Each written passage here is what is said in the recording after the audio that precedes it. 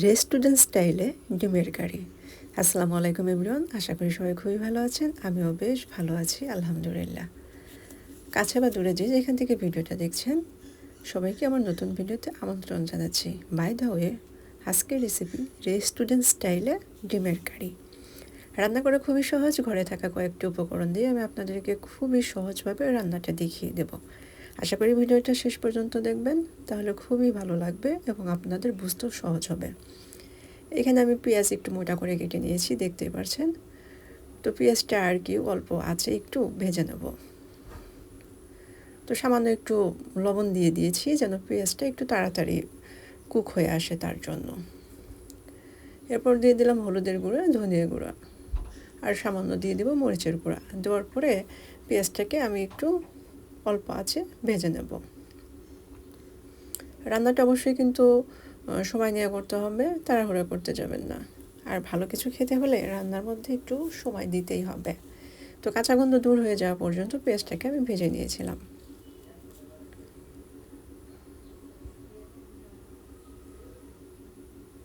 পেঁয়াজটা ভাজার সময় দেখবেন অনেক সুন্দর একটা ফ্লেভার বের হবে, তখন বুঝবেন আপনার পেঁয়াজটা পারফেক্টভাবে ভাজা হয়ে গেছে।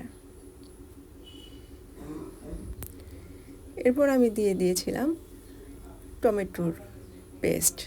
তো টমেটো পেস্ট এটা আপনারা কুচি করেও দিতে পারেন, তাতে কোনো সমস্যা নেই। আমি এটা পেস্ট করে দিয়েছি যেন একটু রান্নাটা তাড়াতাড়ি হয় তার জন্য। আবারও সব কিছু ভালো করে কষিয়ে নেব যেন টমেটোর যে একটা কাঁচা গন্ধ আছে সেটা কিন্তু চলে যেতে হবে, তা নাহলে কিন্তু খেতে একদম ভালো লাগবে না। আর মশলাগুলো অবশ্যই আপনারা ধাপে ধাপে দেবেন আর ধাপে ধাপে কষিয়ে নেবেন, তাহলে রান্নার টেস্ট হুবহু আমার রান্নার মতোই আসবে। রান্নার প্রসেসিংয়ের উপরে কিন্তু নির্ভর করে আপনার খাবারের কতটা টেস্টফুল হবে তার উপর। তো সামান্য একটু পানি দিয়ে দিলাম,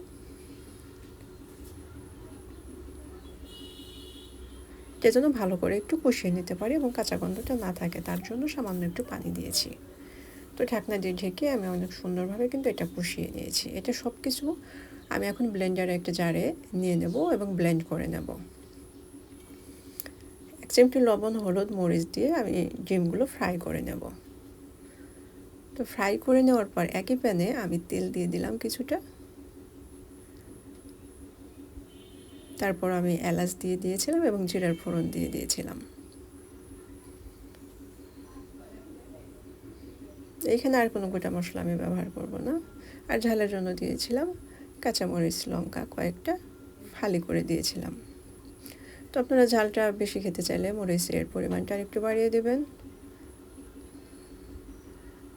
এরপর আমি আদা রসুন পেস্ট দিয়েছিলাম 2 চা চামচ। আদা রসুন পেস্টটা ভালো করে আমি ভুনে নেব যেন কাঁচা গন্ধটা দূর হয়ে যায় তার জন্য।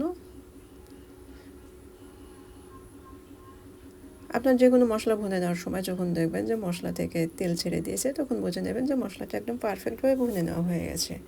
এরপর যে আমি পেঁয়াজ আর টমেটোর যে পেস্ট করে রেখেছিলাম না, সেটা দিয়ে দেব। পেঁয়াজ আর টমেটো পেস্ট দেওয়ার পরেও কিন্তু এটা আবারও আমি ভালো করে ভুনে নেব। মানে এই রান্নাটা একটু কষিয়ে নেওয়ার পর্বটা বেশি, মানে বারবার ধাপে ধাপে মশলা দিতে হয় আর এরকমভাবে একটু কষিয়ে নিতে হয়, তাহলে খাবারের টেস্টটা খুবই ভালো আসে। তো যে ব্লেন্ডারের জারে আমি আর কি ব্লেন্ড করে নিয়েছিলাম টমেটো আর পেঁয়াজ, সেটাই ধুয়ে একটু পানি দিয়ে দিলাম। এরপর সামান্য একটু লবণ দিয়ে দিলাম স্বাদ মতো। গ্রেভিটা কিন্তু একদম ঘন হবে, অনেক মাখো মাখো একটা গ্রেভি হবে, তার জন্য খেতে বেশি ভালো লাগে। এই রান্নাটা আপনারা সাদা পোলাওর সাথেও খেতে পারেন, গরম ভাতের সাথেও খেতে পারেন। তো পোলাওর সাথে খেতেও কিন্তু বেশি ভালো লাগে। তো এটা আমি পোলাওর সাথে খাওয়ার জন্য রান্নাটা করেছিলাম আর কি। তো এখানে কিন্তু আমার ভুনে নেওয়া হয়ে গেছে। আমি ডিমগুলো দিয়ে দিলাম।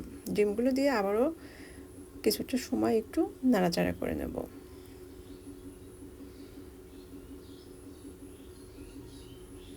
এভাবে ডিম ভুনা করে দেখবেন, খেতে খুবই ভালো হয়।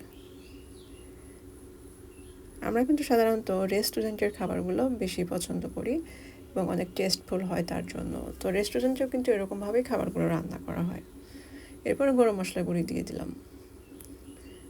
এই গরম মশলা গুঁড়ি দেওয়ার জন্য কিন্তু আমার যে আস্ত আর যে মশলা, সেই আস্ত মশলাগুলো কিন্তু আমাকে আর দিতে হয়নি।